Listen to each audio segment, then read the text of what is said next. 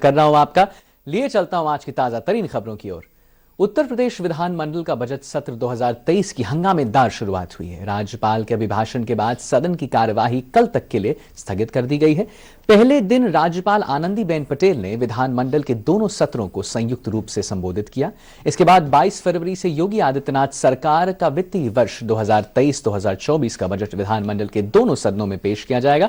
Budget में युवाओं और महिलाओं पर खास फोकस करने की बात की गई है। सरकार इस बजट में कई योजनाओं के लिए युवाओं पर फोकस कर सकती है। मिली जानकारी के अनुसार योगी सरकार वाराणसी में अंतर्राष्ट्रीय क्रिकेट स्टेडियम निर्माण के लिए बजट आवंटित कर रही है। मेरठ में मेजर ध्यानचंद खेल विश्वविद्यालय का निर्माण को लेकर भी ऐलान किया जा सकता है। डिप्टी सीएम केशव प्रसाद मौर्य का कहना है कि एसपी पार्टी का चरित्र सही नहीं है। एसपी पार्टी के पदाधिकारियों और कार्यकर्ता जो हैं वो माहौल खराब करने की कोशिश कर रहे हैं। हम सभी जातियों के साथ चलते हैं और उन्हें लेकर चलने में विश्वास रखते हैं। सरकार सभी सवालों का जवाब देने के लिए तैयार है। इससे पहले जनवरी में मुख्यमंत्री योगी आदित्यनाथ ने राज्य की जनता को आश्वासन दिया था कि आगामी राज्य का बजट 25 करोड़ लोगों को हेल्प करेगा, यानी कि उनकी आकांक्षाओं के अनुरूप होगा और लोक कल्याण संकल्पों को पूरा भी किया जाएगा। मुख्यमंत्री योगी आदित्यनाथ ने सांसदों और विधायकों के साथ राज्य के सभी 18 प्रमंडलों में चल रही विकास परियोजना की गहन समीक्षा के बाद मंत्रियों और अपर मुख्य सचिव के अधिकारियों के साथ बैठक की।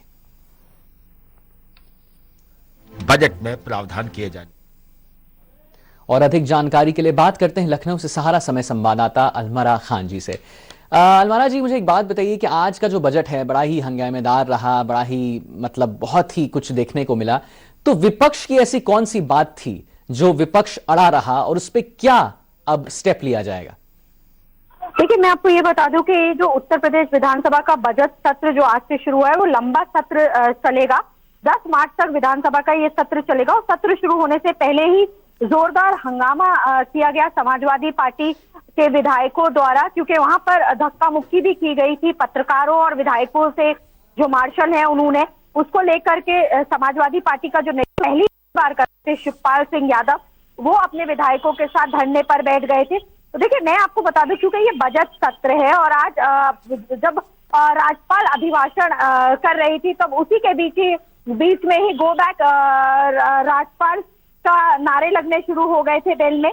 तो ऐसे में देखिए, मैं आपको ये बता दूं उस समय योगी आदित्यनाथ भी मौजूद थे और अखिलेश यादव भी मौजूद थे। तो कहीं ना कहीं हंगामेदार आज का सेशन रहा और खास तौर से सबसे बड़ी चीज ये है क्योंकि ये बजट सत्र होगा और इस बजट सत्र में बजट को लेकर के सरकार पूरी तरीके से तैयार है और जो विपक्ष है वो भी पूरी तरीके से तैयार दिखता नजर आ रहा है। लेकिन जिस तरीके से आज पहले दिन हंगामेबाजी हुई है, पत्रकारों के साथ भी धक्का मुक्की हुई है, उसको देख करके आज का दिन काफी हंगामेदार रहा। ऐसे में अब यदि देखना होगा क्योंकि ये लंबा बजट सत्र चल रहा है और अभी बजट के ऊपर जब चर्चा शुरू होगी उसको देख करके क्या बातें आगे सामने आएंगी ये देखने वाला वक्त बताएगा। जी अलमरा जी, ये बताइए कि योगी सरकार का जो ये बजट सत्र है ये बेसिकली किस पे फोकस करने जा रहा है? ये फोकस कौन होंगे इसमें? देखिए, सबसे पहले तो मैं आपको ये बता दूं, ये जो पूरा बजट है ये ओवरऑल बजट होता है प्रदेश का। इसमें अलग अलग जो डिपार्टमेंट्स हैं उसमें बजट को लेकर के चर्चाएं होती हैं। फिर चाहे वो एजुकेशन हो, मेडिकल हो, कृषि हो, हर क्षेत्र का बजट सामने रखा जाएगा और उसको देख करके इस पे ही डिस्कशन होएगा। लेकिन क्योंकि महंगाई है, बेरोजगारी है, इसको देखते हुए जो विपक्ष है वो पूरी तरीके से तैयार है सरकार को घेरने के लिए। तो सरकार अपना पक्ष जरूर रखेगी, बजट पेश किया जाएगा, लेकिन विपक्ष पूरी तरीके से सरकार को घेरने की तैयारी में लगा हुआ है। और खास तौर से आज पहले दिन जो विधानसभा के अध्यक्ष हैं सतीश महाना, उन्होंने कुछ बातें सामने रखी हैं। उन्होंने कहा है कि विधानसभा परिसर में मौजूद डिजिटल वीथिका को सभी सदस्यों को दिखाया जाएगा, यानी कि कल डिजिटल वीथिका डिजिटल वीथिका है उसका उद्घाटन किया गया था मुख्यमंत्री योगी आदित्यनाथ द्वारा।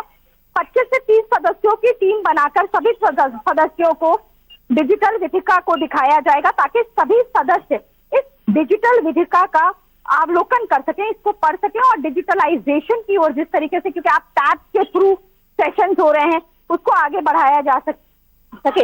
उसके बाद सभी जो सदस्य हैं विधानसभा के, विधान परिषद के, 3 मार्च को उनका एक ग्रुप फोटोग्राफ सेशन कराया जाएगा और सभी इस सत्र में सभी जो सदस्य हैं उनको बोलने का अवसर दिया जाएगा।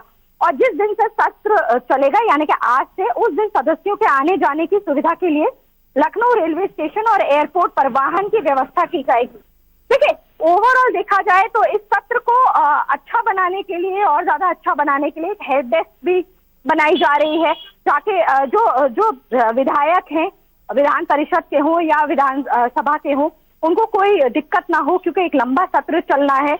इसकी पूरी तैयारी कर ली गई है। जो विधिका है उसको लेकर के बार बार ये कहा जा रहा है ताकि सभी विधायकों को समझ में आ जाए, तो ग्रुप के जरिए उसको समझाया जाएगा।